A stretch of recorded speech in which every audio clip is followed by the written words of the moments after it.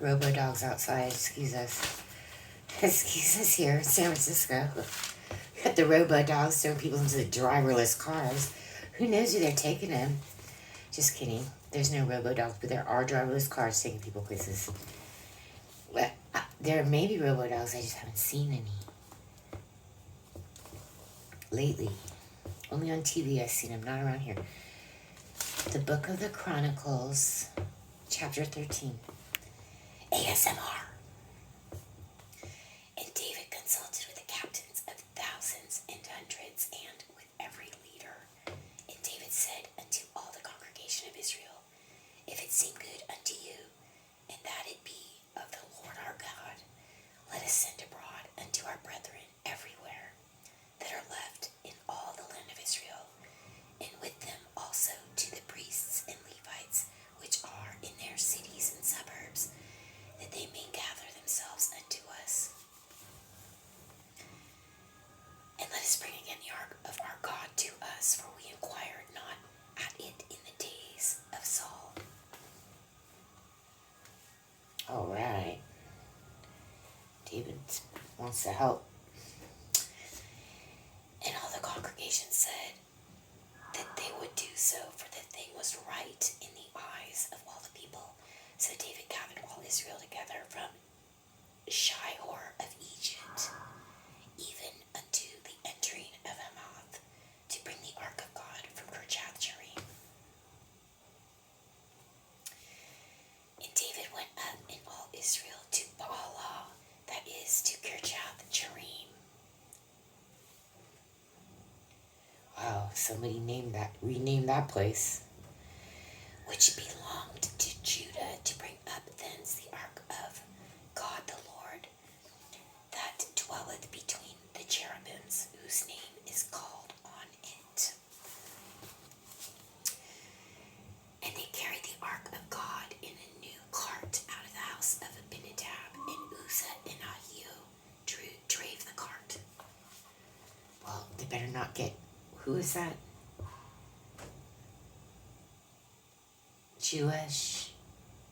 Joah. What was that guy's name?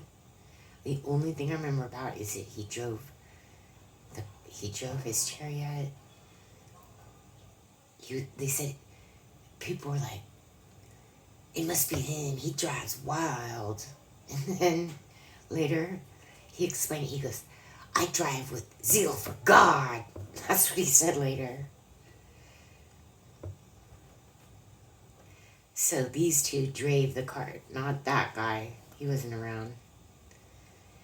And David and all Israel played before God with all their might, and with singing, and with harps, and with psalteries, and with timbrels, and with cymbals, and with trumpets.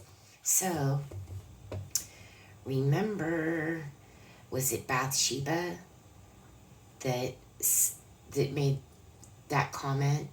What are you doing? Why are you dancing with the Ark of the Covenant? Oh, maybe this is the time. This is the time. See, we're just going back. We're talking about it again. And that's why she didn't have any children. Because she put asunder, she blew us high. She put asunder on his merriment, rejoicing with the Lord. Remember that day? I think this is exactly what they're talking about. Because it sure didn't happen twice, right? This is it. And when they came unto the threshing floor of Chidon, Uzzah put forth his hand to hold the ark, for the oxen stumbled. Oh no. Uh-oh. And the anger of the Lord was kindled against Uzzah, and he smote him because he put his hand unto the ark. And there he died before God. Oh, that's great. Now there's only one person driving it. And David was displeased because the Lord had made a breach upon Uzzah. Wherefore that place is called Perez Uzzah to this day. That probably exists. Of course it does. And David was afraid of God that day, saying, how shall I bring the ark of God home to me? Wow. That's crazy, huh? So David brought not the ark home to himself to the city of David, but carried it aside into the house of Obed-Edom the Gittite. And the ark of God remained with the family of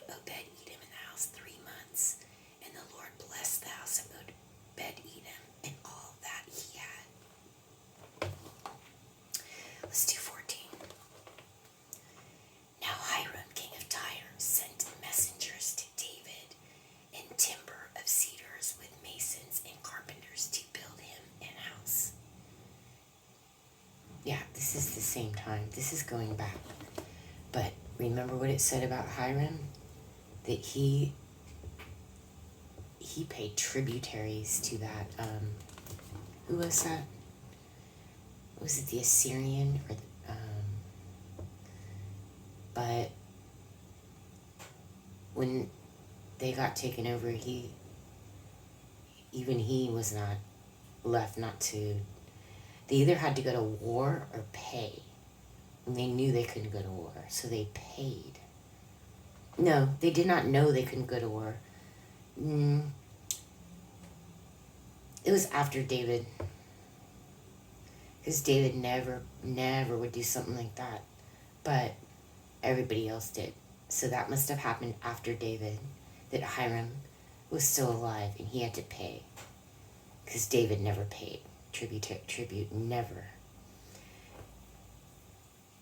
And David perceived that the Lord had confirmed him king over Israel, for his kingdom was lifted up on high because of his people Israel. And David took more wives at Jerusalem, and David begat more sons and daughters. Now these are the names of his children which he had in Jerusalem: Shemua and Shobab, Nathan and Solomon, and Ibhar and Elushua and Elpalet, and Nogah and Nepheg and Japhia and Elishama and Beliada and Eliphalet. And when the Philistines heard that David was anointed king over all Israel, all the Philistines went up to seek David.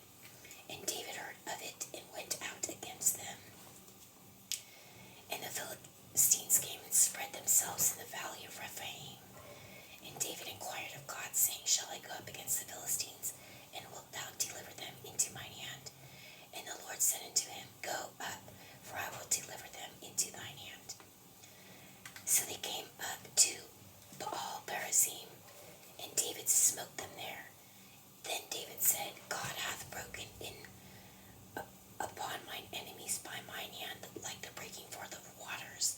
Therefore they called the name of that place Baal Perazim.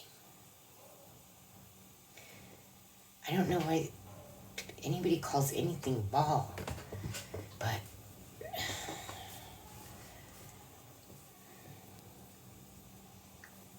I don't think that means, it's supposed to mean God hath broken in upon mine enemies by mine hand, like the breaking forth of waters. Well, what does Baal have to do with that? I don't know. That seems not right. And when they left their gods there, David gave a commandment, and they were burned with fire.